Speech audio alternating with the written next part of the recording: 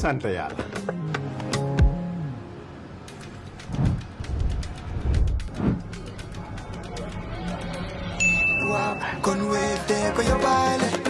looy xaar utal Wave nga scan nga fay te nag doo ci yokk dara.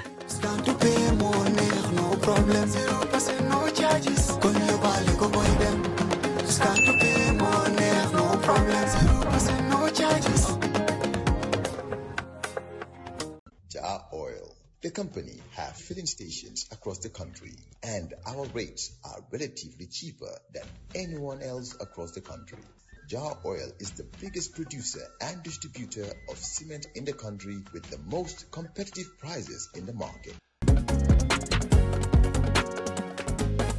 In the Gambia, we all move to different paces. Time is money, convenience is power, and now both are in your hands. No more long lines, no more late payments, no more missed chances. Not anymore. Because now the Gambia has its own super app, Zap. One app, one tap, endless convenience. Send money instantly, pay your bills in seconds, shop without borders, pay your rides, order your meal, buy your ticket, deposit and withdraw money for absolutely free. No extra charges, no hidden fees, only on Zap Super App. This is not just convenience. This is confidence. This is the future in your hands. And the best part, Zap is born right here. Built for us, designed for every Gambian home, every Gambian dream. So don't wait in the past. Step into the future. Download Zap today on App Store and Play Store and enjoy endless free services. Call us today on our toll-free number 1666 or on 260-0001. Zap. All in one. All for you. Tap in. Zap in. Usually, Dr. Ceesay, Dr. Ismaila Ceesay, Minister of Information, Media and Broadcasting Services, would have done his hour and gone. But today, of course, we sold the 2 hours out. That's why he's here only at 10 o'clock. You're not used to coming to us this late. But such is your commitment that even if we ask you to come at 12, you'll come at 12 because you always have updates for the people. Good morning, welcome back. Good morning. This has been included as part of my TOR, part of my job. Fantastic. So when I'm here, I'm working. Fantastic. But it's not bad because I couldn't go to the gym very early this morning. I was a bit late. You went to the gym? I go every. Okay, so what are you building? Your biceps I and try to maintain my triceps? 6 packs. 6 packs? Yes, that's what I try to maintain. Okay, all right. So when they are fully developed, you're trying to maintain them. They are there. Right now I have about 5.5. I'm trying to get it to 6. Okay, all right. When you get to 6, come with a t-shirt or something and then we'll display. Sometimes I like to come to show my biceps and my triceps, but it's dangerous. But not today. No, not today. Not today. Yeah. Today, as usual. Maybe next time. As usual, your tailor. No, I try to go to the... I need to know who your tailor is. I play football twice a week at Q City. What are you, striker? It depends. I normally go to the left wing. I'm right foot. So you're a winger. But the advantage me running to the left is that I can always come in and then then score. That's the trend. Left footers play on the right wing, Mota sonyo play laajal guys suma li fi ne dañu ne téye leen is bala gaay am li fa fekk bal bi moom. Président ñu ne bëgg na football de. ñu ne goalkeeper la. ñu ne goalkeeper la. ñu ne so betee gisuloo moom sax moo ne goalkeeper la. Gisuloo mu goalkeeper. No, maa ngi organize a game between Cabinet and National Assembly. Maybe around. Why National Assembly? Take it out of the National Assembly. Cabinet and the people. The people. That'll be good. Di nga play kon. Bu baax. Xam nga ñu ngi dina nga bañ a ñëw. Te fi nga toog nga ne ma di nga ñëw. Maa ngi soj ba tey. Te du ma ñëw foofu noonu di wàlla ñëpp soj. We'll talk about the dinner and all of that. Let's start with the updates. Thank you. When I mentioned the last time that one of the key priorities, we can sum up our priorities as a government into 3 I's: infrastructure, institutions, and instruments. And I think this weekend the activities really has shown and demonstrated that this is indeed the case. Now, let's start with infrastructure. Let's start with infrastructure. This weekend, on Saturday to be more precise, the President laid the foundation stones for major road infrastructure projects in West Coast region. There's a road that runs from around Brikama, Jamisa, through Kasakunda all the way up to Gunjur. That road has been bad for 60 years. During the rainy season, you don't want to take that road. The president is building that road now, another roads around that area. And that is why the foundation stone was laid. Now, this is a continuation of the advancement of the government's national infrastructure agenda through the laying of foundation stones for EPC Lot 7, Section 2 of the 41-kilometer road project. The project covers the Farato Telecenter to Bafoloto Road. We all know that road, how bad it is. So it's 41 kilometer long, but only 32 kilometers will be constructed. Yes, let me just finish here. It's different roads. Oh. So we have the Farato Telecenter on the road, main road in Farato, towards Bafoloto Road. The Jambur Brikama Jalambang Road, the Brikama Kasa Kunda Nyofele Road, and the Kachume Gunjur Kunkujang Sanyang Road. These are the different roads that are going to be built, and work will start in earnest, and the president has laid the foundations. So now these strategic investments are expected to significantly improve connectivity. We all know how important that is. Enhance road safety, facilitate trade, and stimulate economic activity within the affected communities. Now the president underscored that the initiative reflects the government's commitment to meeting the aspirations of the people to inclusive and people-centered transformation, transformative development. Community leaders welcome the intervention as a transformative, particularly in improving access to schools, markets, and essential services.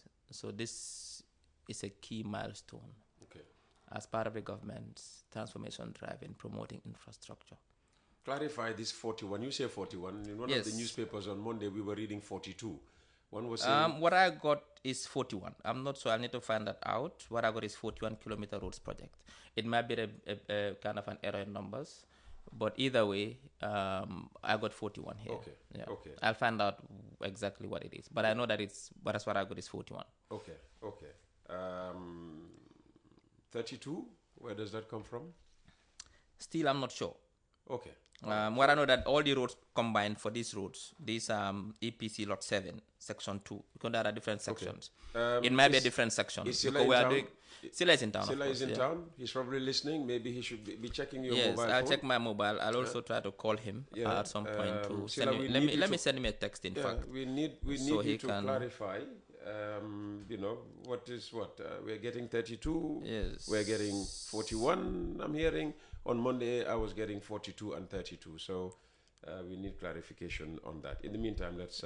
Things HM. Okay. I've sent him a text. He'll get back to me. Okay. So, right. That is it for the part of the infrastructure. Mm-hmm. But also, during the press dinner, the president announced that the government has allocated land to the Gambia Press Union to build a permanent Gambia Press Union headquarters.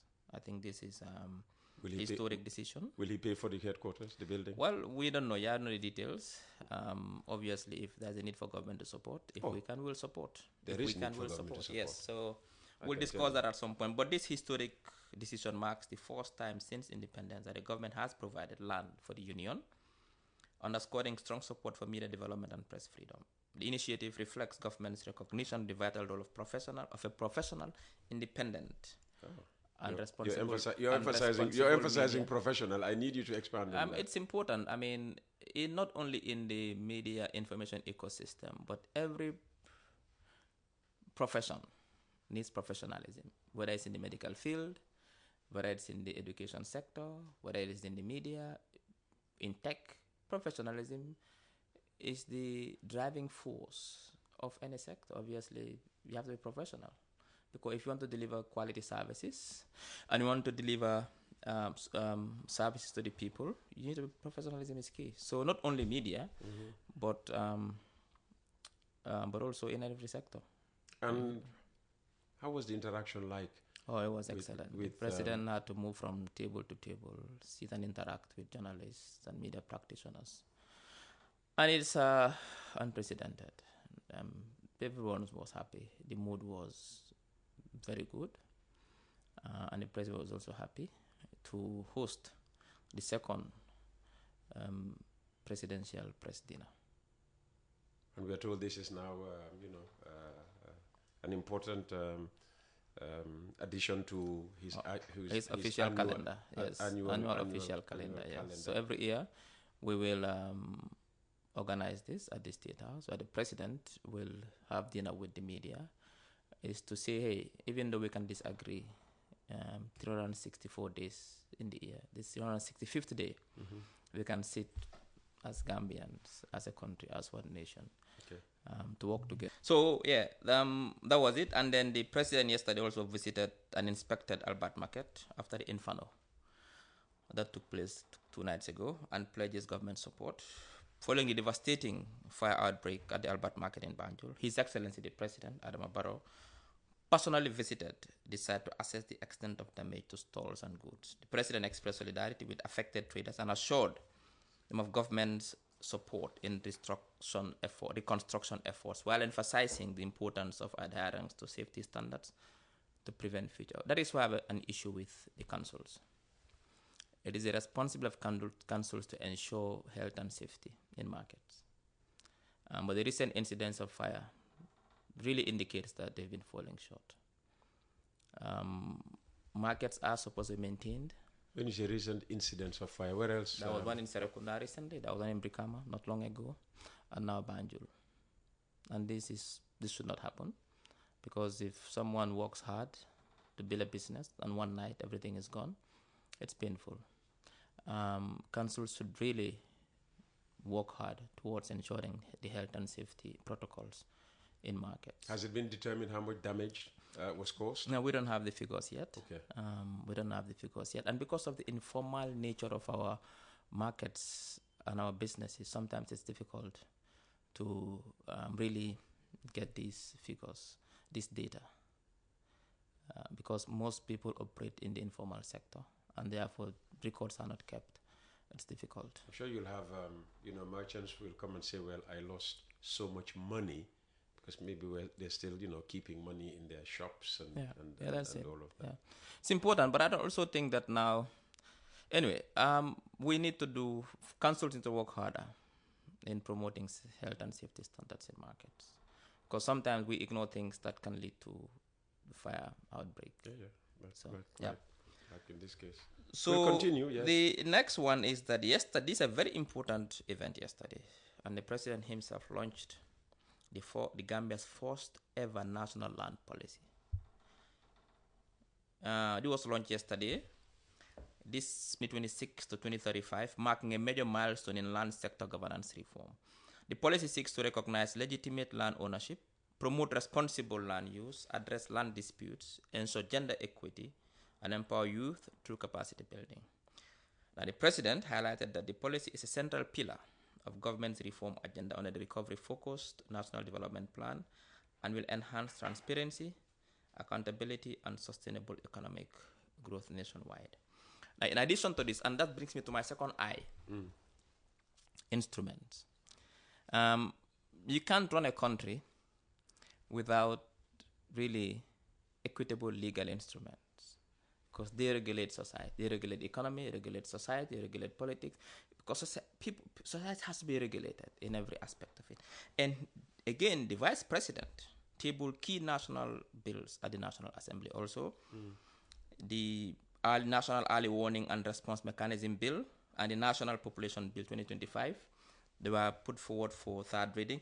Now, these legislative instruments reflect the government's commitment to strengthening early detection, prevention, and response to emerging risks, as well as promoting effective population planning.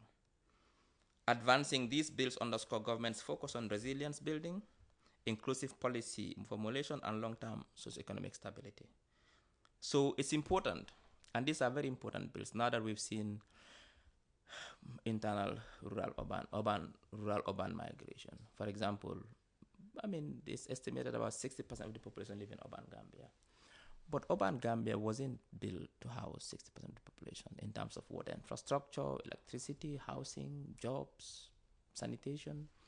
And therefore, these bills are very important to ensure that we respond to these challenges. You can't stop people from moving, but when they move, what we can do as a government is to bring in the regulation, the instruments to ensure when they move, they are comfortable. The president has a vision, and this is his priority, that every Gambian must live a dignified life, and no matter where you are, and that every Gambian must fulfill your potential, because every human being has a potential. The American Declaration of Independence says that all men are born with rights. I believe all men are born with potential. All women are also born with potential. But it takes the government and the society to create the environment for people to really fulfill their potentials. Now, if I was born in London, let's assume for the sake of assumption, I was born in London. You mean my London corner? No, I mean London. Let's say I was born in North London. Imagine for the sake of assumption, I was born in North London in the 70s. I would have played for Arsenal by now and then retired from football. Come on, give me a break. I'm serious. I mean, there are better teams than us. No, I'm just telling you. But because I was born in Brikama, at a time when there are no many football facilities in Brikama. Yeah, Adebayo was not born in London. Yeah, but Yet he played for Arsenal. Yeah, but there are exceptions to every rule.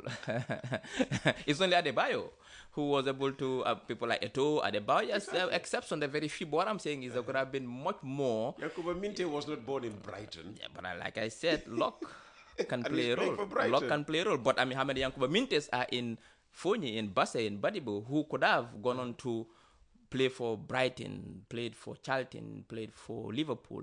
Had it been that at that time, many years ago, we had the facilities in their villages that can really showcase their full potential. We still haven't provided the sporting facilities. That is what we are doing now. That is why now today we build a mini stadium in most parts of Fonyi, in Buyam, in KG5. We are building in your little London corner.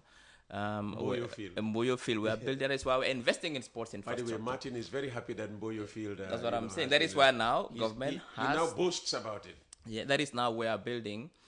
Currently, there is a new sports policy which the minister has brought to cabinet, which is passed. But also at the same time, we are investing in sports infrastructure to ensure that young Gambians who have a talent to playing football and that is their passion, going to become football stars. And the fact that the Africa Cup of Nations is moving from being a biannual thing to quadrennial thing, increases the opportunity of African players, because top European clubs shied away from different signing African players because they lost them every 2 years to this tournament now.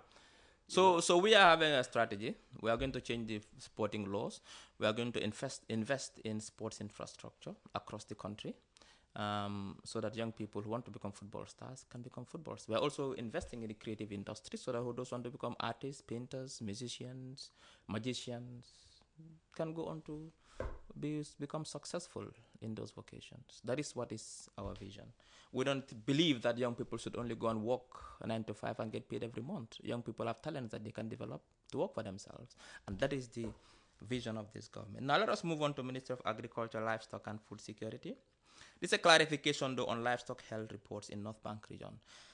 The ministry addressed recent livestock mortality reports following a comprehensive investigation by the Department of Livestock Services. Now, lab analysis confirmed Peste de Petit Rumina. It's called PPR. It's a disease. I'm glad you're saying it, not me. A known and preventable disease as the cause of the outbreak. There was an outbreak in North Bank where some small ruminants were found dead. Now, which was confined to 2 communities and linked to gaps in vaccination coverage. They realized that those the goats that did not go through the normal vaccination are the ones who got affected by it. Now, government reassures the public that the institution is under control and poses no risk. So the situation is under control and poses no risk to human health, while urging livestock owners and community leaders to fully cooperate with veterinary services to safeguard livelihoods and national food security. Now, apart from that, we have, this tells me, that was my argument, that I've seen a surge in donor confidence in Gambia. And I think it's important we discuss this. Whilst many Gambians are saying, oh, there is no transparency, there is corruption, but donors, the World Bank, the IMF, the EU, are having so much confidence in Gambia, in the way we are managing our reforms, in the way we are promoting accountability and transparency, that we've seen a surge in donor confidence, extent that recently you've seen the facilities provided. So many facilities to support Gambia's democratic reforms. Now, as part of that, the Gambia participated in ADF 17 pledging meeting. The Gambia participated in the final pledging meeting for the African Development Fund 17 replenishment cycle in London, led by the Honourable Minister of Finance, C.D. Keita. The engagement reaffirmed the Gambia's commitment to regional and continental development. Now, that brings us to the issue I wanted to discuss, just as a by the way, that many major international donors continue to engage with and invest in the Gambia, which is generally taken as a sign of continued confidence. Now, if you look at recently, international financial institutions continue to approve new financing and development programs for the Gambia, which reflects confidence in the government's reform agenda and managing of funds. If we were not doing the reforms rightly, if we were not managing our finances, there wouldn't have been donor confidence in us. Now, World Bank has approved multiple development policy support operations. Example, financing for sustainable growth, climate resilience, and productivity improvements. This shows ongoing trust and willingness to invest in the Gambia's socio-economic reforms and institutional strength. Now, also the ADB, the African Development, continues to provide grants to the Gambia for projects like strengthening public-private partnerships. Apart from that, the IMF also recently reached an agreement with the Gambian authorities on a resilience that I'm driving at this, the increased donor confidence in the country. For example, the IMF recently reached an agreement with the Gambian authorities on a resilience and sustainability facility, RSF, an extended credit facility program allowing access to significant concessional financing. This is widely interpreted as a vote of confidence in the Gambia's economic reforms and macroeconomic management. So this is very important. I want to share this with you.